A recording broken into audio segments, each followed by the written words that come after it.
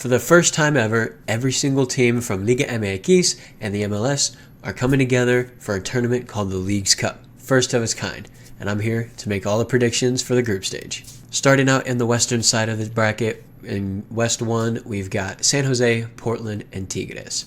Now, there are a couple of factors that I'm trying to take into this as I make my predictions here, based both off of current form in their respective leagues and also how I think they're going to approach this tournament. I think some teams who are doing better than the leagues are maybe going to take a step back, maybe rotate some players, not necessarily take it as serious as other teams who are maybe struggling in the league and such would. So for this first group, I think San Jose ends up coming first, Tigres is going to be second to move on, and Portland is going to miss out, getting third in this group.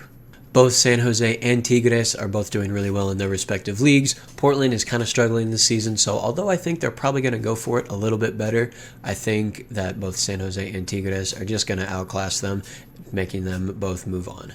Now, the other tricky thing is about these predictions is all the Liga MX clubs, they've just started their Liga Apertura, and they're only like 2 or 3 games in, so it's a little tricky to see how they're going based off of form, but based on their history and previous results in like the fall or spring season earlier in the year, things like that. That's what I'm trying to get into here. So for West 2, we've got Real Salt Lake, Monterrey, and Seattle Sounders.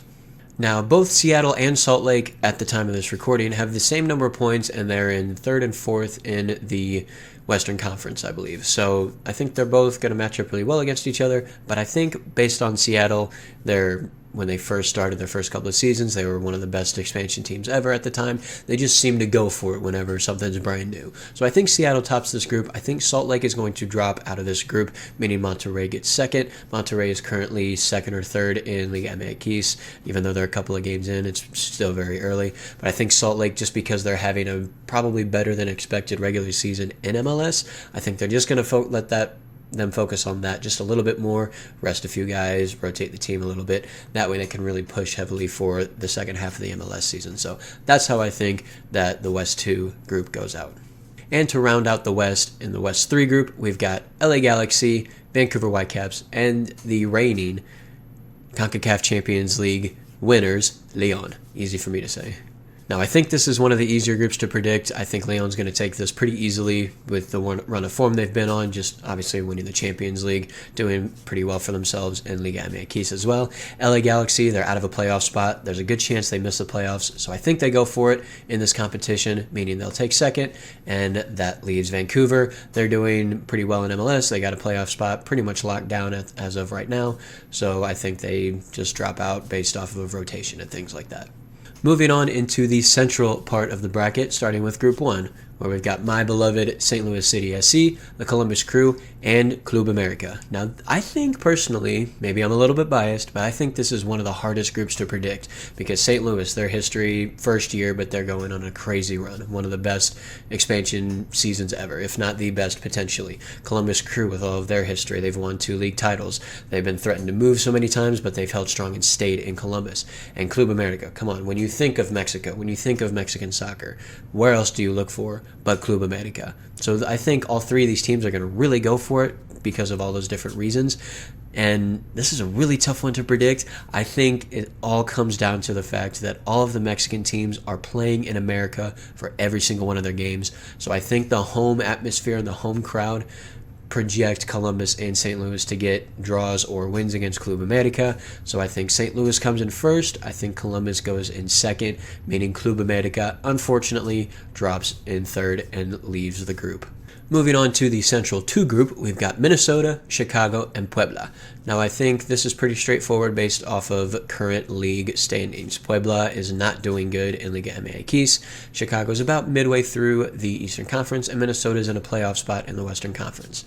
So I think that's exactly how it goes. I think Minnesota tops the group. I think Chicago comes in second, and Puebla, unfortunately, is going to be headed back to Mexico for a few weeks. Well, for a few weeks of rest, that is. Obviously, they'd go back to Mexico no matter what.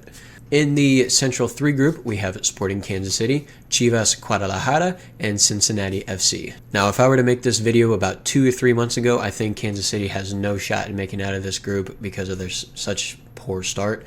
But now that they've hit a good run of form. They're starting to bounce back a little bit. Makes it just a little bit harder. However, I do think Kansas City ends up leaving this group. Cincinnati has just been on fire. They've been the best team in MLS.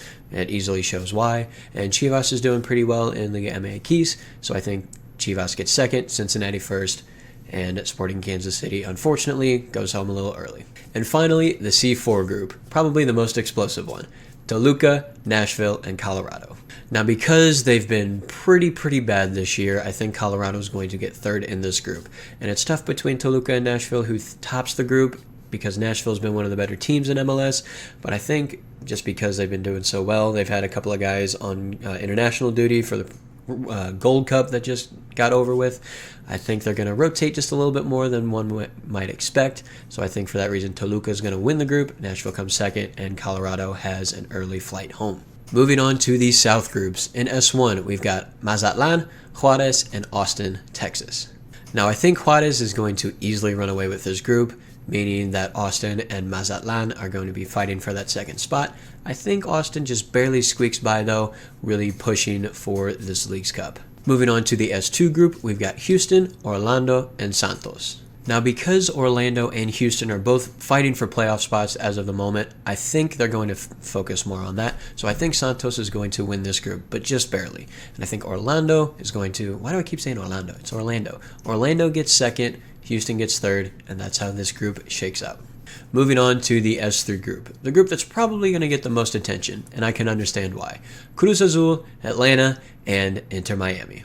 Now, obviously, this group is going to get the most focus because this is when Lionel Messi is going to play his first game for Inter Miami. Now, because Miami is dead last in the entirety of the MLS, I think they not only want to go for this cup, but I think they need to, just to get a little bit more popularity, a little more support from existing and new fans of the team and of MLS. So I think Miami is going to win this group. I think they're going to put it all on the table for this competition. I think Cruz Azul is going to get second just because they're struggling in Liga MX. So I think they're going to be a little more up for it as well, meaning Atlanta is going to fall out of this group, not because they're not good enough. I think on their day they could beat anyone in both Mexico and the U.S., but I think they're going to put this competition sort of on a back burner so they can focus on their playoff push for the rest of the MLS season. Rounding out the southern groups, we've got Dallas, Necaxa, and Charlotte.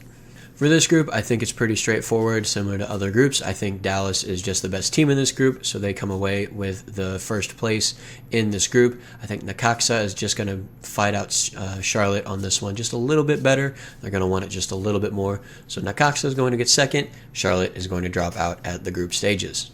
Moving on to the final four groups in the East. In E1, we've got Querétaro, Tijuana, and Philadelphia. So for this group, I think Philadelphia is going to take this one quite easily. I think maybe a month or two ago, my thoughts would have been a little bit different because they would be pushing for the Supporters Shield and the MLS, but they've kind of fallen out of that race, so I think they're going to put a little bit more into this competition. So they win the group. I think Tijuana gets second because they're just a little bit better than Querétaro, so that's how that group shakes out.